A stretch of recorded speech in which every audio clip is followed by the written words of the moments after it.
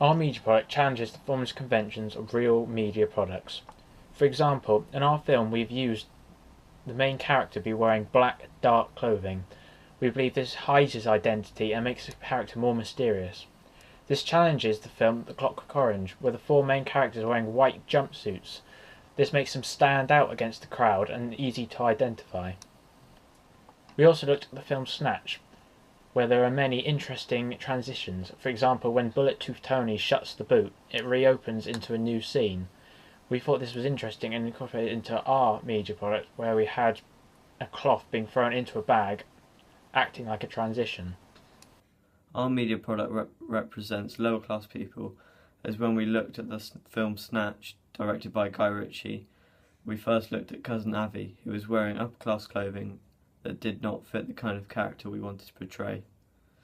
But when we analysed Brad Pitt's character Mickey, we saw that he was the type of character that we wanted to play the stalker, due to his involvement in crime. We also believe our product represents the stereotype of young people today, as older generations seem to think every young person with a hood is going to rob them. I believe small cinema institutions would be interested in distributing my media product. The cinema Merlin Cinemas in Falmouth helps show media products created by Falmouth University. This would link to our college production, as they would be interested in showing this to the public. Another media institution which would distribute our video is Vimeo. On Vimeo there are many groups and forums which people post their own short films on for people to view and comment on.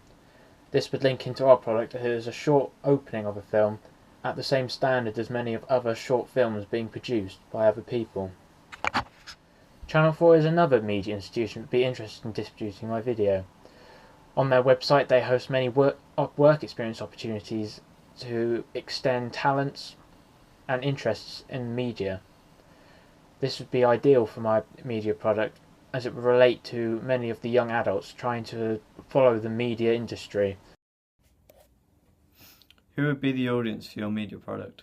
When researching on UK tribes, we found that townies and young adults are the majority group that would suit our media product, as these groups enjoy watching mainstream films and going to the cinema regularly.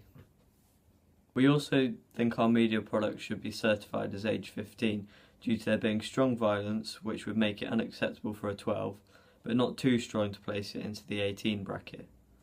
When talking about the gender of our audience, we feel that the majority of viewers will be male due to the thriller genre being more popular with this gender, but on the other hand, females as a whole like sad films, therefore maybe being more intrigued in the second half of our product after the boy's gone missing.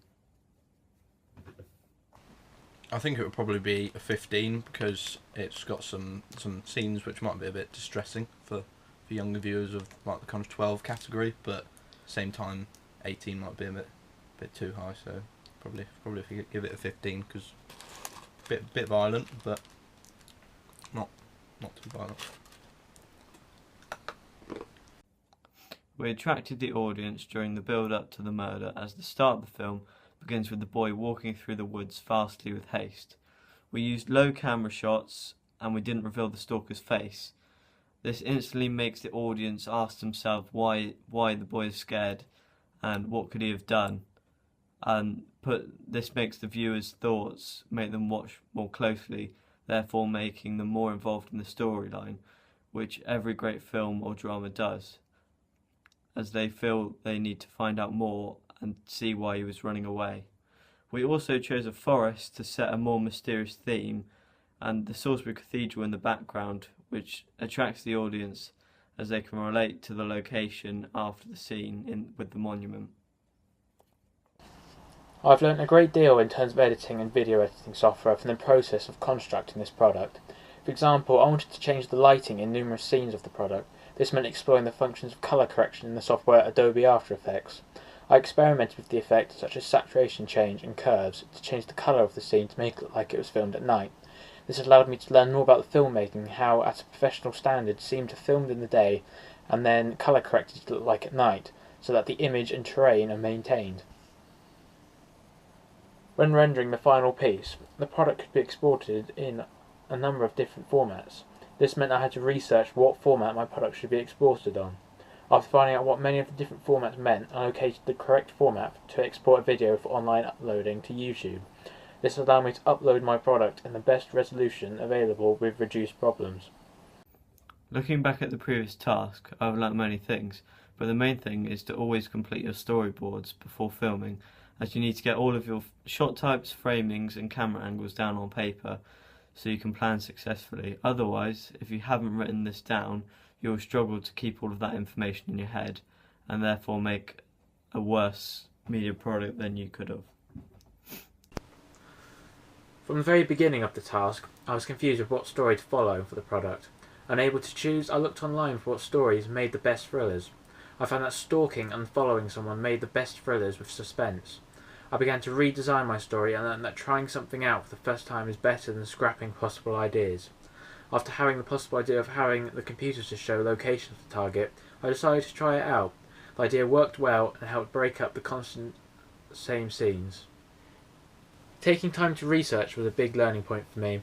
When struggling to find possible forms and conventions to match that of a thriller film, looking online and watching thriller films helped me understand how to create a thriller film with obvious conventions such as misc and scene.